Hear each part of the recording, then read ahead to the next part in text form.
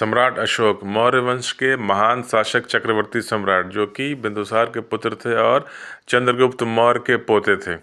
आज हम जानेंगे कि सम्राट अशोक के समय सेना की व्यवस्था कैसी थी, इनकी सेना कैसी थी, उस सेना की संरचना, उसकी स्ट्रक्चर कैसी थी इनके आर्मी की, और इनका प्रशासन कैसा था।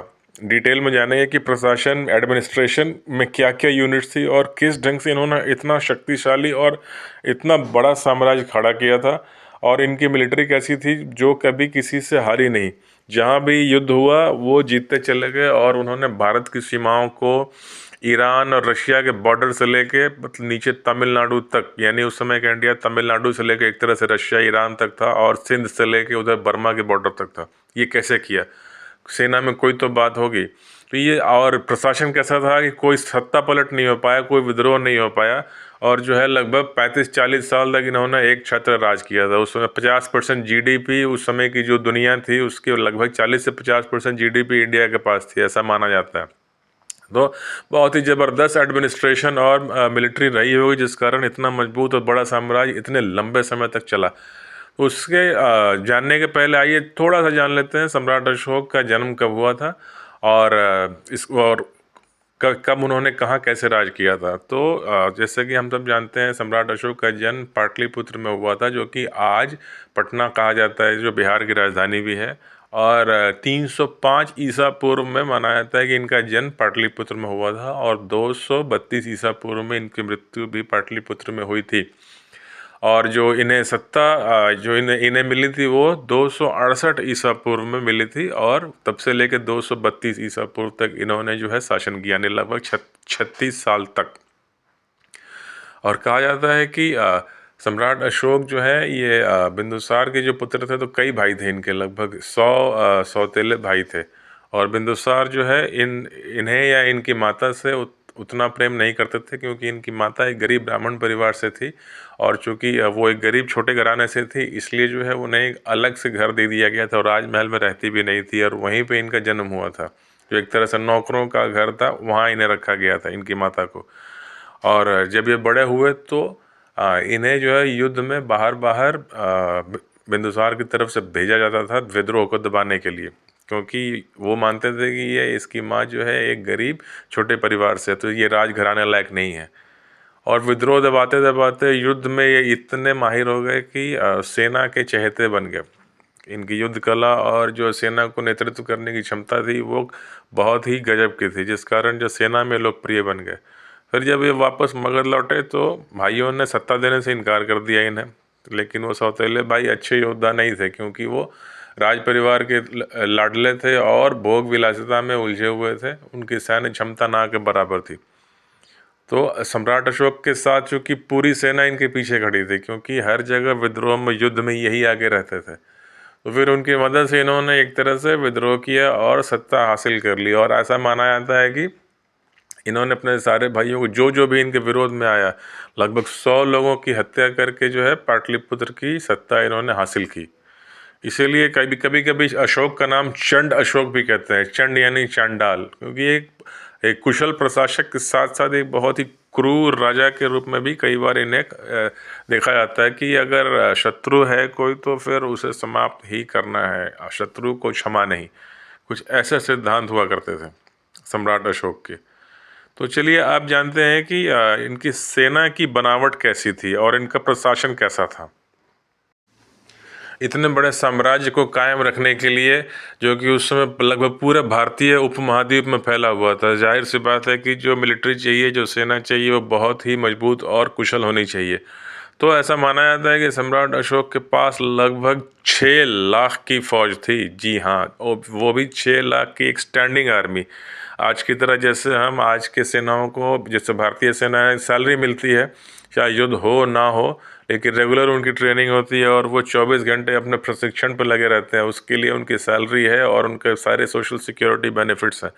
उसी ढंग से जो है एक स्टैंडिंग परमानेंट आर्मी का स्ट्रक्चर था सम्राट अशोक के समय। ऐसा नहीं कि उसके बाद की जो महाराजाओं ने एक बना लिया था सिस्टम की, जब युद्ध होता था तब वो आनन फानन में ज़मींदारों से और जो अलग अलग क्षेत्र के उनके गवर्नर होते थे उनसे कहते थे कि लोग इकट्ठा करो, सेना इकट्ठा करो, युद्ध में जाना है।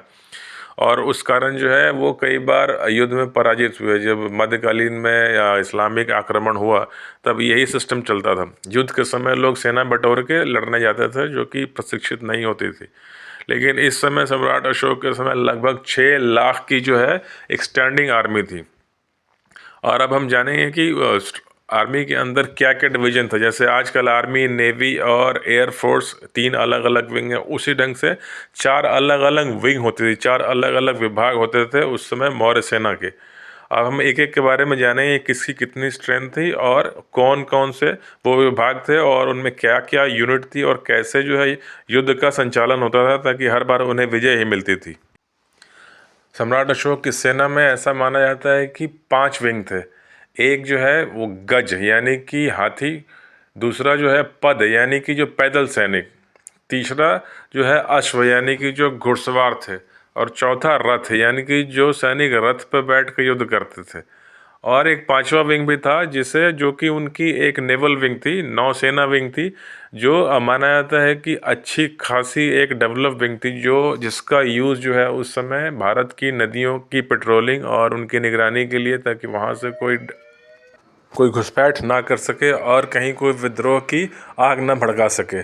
और इसके साथ साथ जो है उस जो नौसेना का काम कुछ हद तक जो है नदियों के द्वारा जो है ट्रांसपोर्ट को या व्यापार को संचालित करने का भी होता था, टैक्स कलेक्शन का होता था। इसके अलावा इसके भी पक्के वहाँ प्रमाण मिले हैं कि नदियों से जहाँ समुद्र का मिलन होता है, जैसे कि गंगा या बड़ी नदियाँ जाके जहाँ बंगाली खाड़ी में मिलती हैं, वहाँ भी जो है उस समुद्र के अंदर भी जो है उस समय मौर्य काल की नौसेना का अच्छा खासा प्रभाव था, ताकि वो जो है व्यापार को सुरक्षित रख सकें और बाहर से आने वाले खतरे से राज्य को बचा सके। क्योंकि अगर कोई बाहर से खतरा आता है तो कम से कम पाटलिपुत्र समुद्र से 700-800 किलोमीटर दूर है, वहीं से जो है पता लग जाता था शासक को कि यहाँ कुछ गड़बड़ चल रहा है, और इससे पहले कि वो राजधानी तक तो पहुँचे खतरा, उसे वहीं बाहर के बाहर ही ये लोग उसे कंट्रोल कर लेते थे या ख़त्म कर देते थे।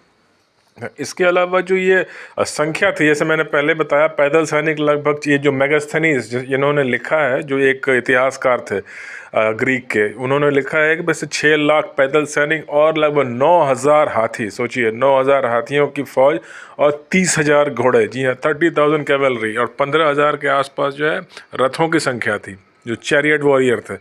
हालांकि ये भी सुनने में मतलब आपको मिलेगा जगह जगह कि जो चाणक्य थे उन्होंने बाद में जो है रथ को जो है थोड़ा सा हटाना शुरू कर दिया था और उसके जगह पैदल सैनिक और घुड़सवारों की संख्या बढ़ाई थी। वो इसलिए क्योंकि जो पोरस और सिकंदर, अलेक्जेंडर और पोरस का जो युद्ध हुआ था, उसमें चाणक्य ने ये देखा था कि पोरस के पास जो भारी रथ थे वो सिंधु और चनाब नदी के कीचड़ में जो है वो फंसने लगे थे, जिस कारण जो है पोरस की सेना उन पर भारी पड़ी थी। क्योंकि पोरस के पास लंबे भाले वाले जो सैनिक, घुड़सवार सैनिक थे, वो फंसे हुए रथों के ऊपर जो है हमला करके उन्होंने हरा दिया था।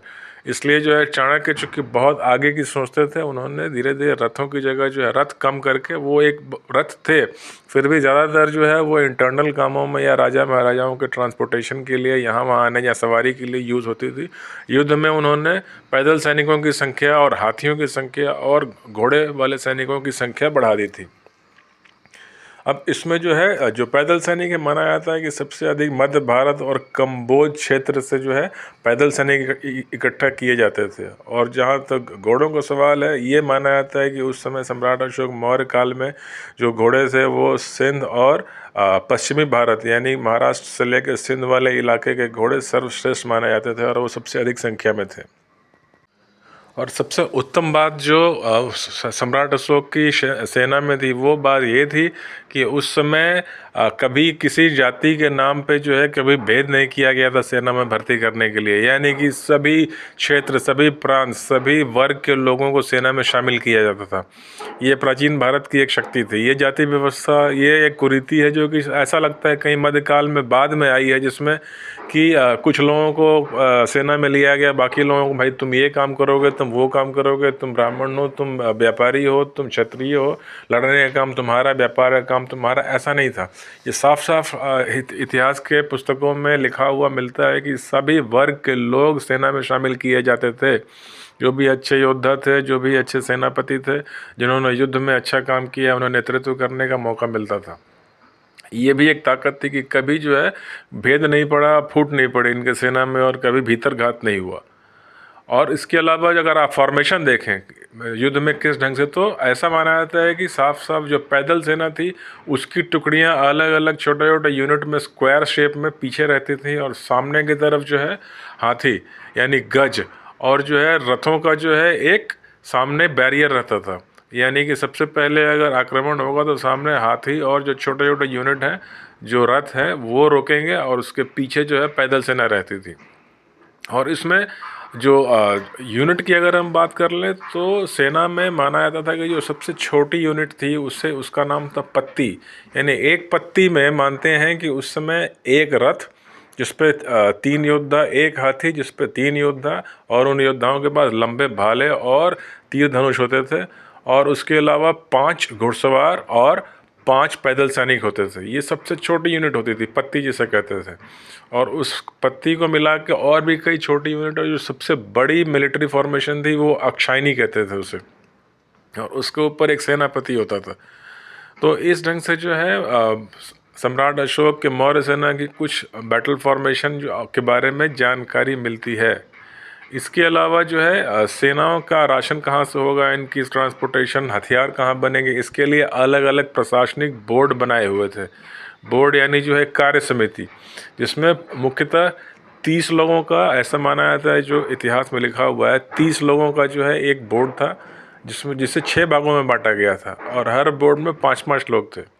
जिसमें एक बोर्ड सेना के लिए पैदल सैनिक जुटाना और उनके प्रशिक्षण के लिए, दूसरा बोर्ड जो है वो नेवल विंग था, यानी नौसेना का कार्य देखती थी। जो तीसरा कार्य समिति यानी जो तीसरी बोर्ड थी वो जो है घुड़सवार फौजियों की, अच्छे घोड़ों को नस्ल उनका उन्हें पालना, उन्हें तैयार करना और सेना में शामिल करना। हाथियों के लिए एक अलग था, और जो है एक मिलिट्री ट्रांसपोर्टेशन और हथियार बनाने के लिए जो एक अलग बोर्ड था। जैसे पुराने हथियार हो गए तो उन्हें वर्कशॉप में लाना, और जो है अलग अलग कार्यशालाएं थी जिसमें सेना के लिए शस्त्र बनाए जाते थे। यानी कि जैसे आज हम देखते हैं पूरी की पूरी ऐसे ऑर्डिनेंस फैक्ट्री बोर्ड है जो सेना को रेगुलर सप्लाई करती है, बिल्कुल उस ढंग का एक मॉडर्न स्टेट वाला हिसाब किताब था उस समय। कुछ तो कारण रहा होगा कि सम्राट अशोक जैसा या मौर्य चंद्रगुप्त ये चक्रवर्ती सम्राट हुए, दुश्मन तब भी भारत के इतने ही थे। सोने की चिड़िया भारत हर युग में रही है।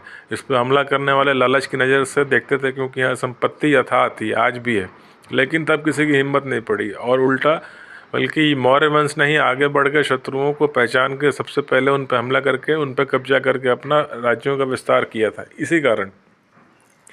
तो ये थी मित्रों एक सम्राट अशोक के सेना और उनके प्रशासन की एक छोटी सी पहचान। हालांकि जो है इसे अगर हम डिटेल में बनाने जाएं तो ये वीडियो और लंबा हो जाएगा। मैं एक एक पार्ट करके धीरे धीरे जो है एक एक समय मौर्य वंश के ऊपर अभी हमने बात की, थोड़ी सी इनके प्रशासन और सेना के बारे में। इस तरह की और कई सारे इतिहास से जुड़ी बातें हैं जो कि हम एक एक छोटे छोटे सेगमेंट में, कभी प्रशासन, कभी कल्चर, कभी उनके खान पान, कभी उनका राजवंश, कभी उनके सेना, कभी उनकी विजय गाथा, अलग अलग टॉपिक पे वीडियो लेके आएंगे। तब तक बने रहिए बातें नहीं पुराने में, और प्लीज़ मेरे चैनल को लाइक कीजिए, सब्सक्राइब कीजिए और शेयर भी कीजिए, ताकि मुझे इस तरह की हिस्टोरिकल वीडियो बनाने का मोटिवेशन मिलता रहे। और प्लीज़ कमेंट बॉक्स में लिख के ज़रूर बताइए कि अगला टॉपिक मैं हिस्ट्री के किस पार्ट से बनाऊं, क्योंकि हिस्ट्री अनलिमिटेड है। भारत की हिस्ट्री इतनी पुरानी है कि हम जितना भी जाने उतना कम है, लेकिन फिर भी हमारा प्रयास है कि इस तरह की जो डिटेल बातें हैं जो आमतौर पे इतिहास के पुस्तकों में नहीं मिलती, उससे हम लोगों के सामने लेके आएँ और अपने गौरवशाली अतीत के बारे में जानें। बहुत बहुत धन्यवाद बातें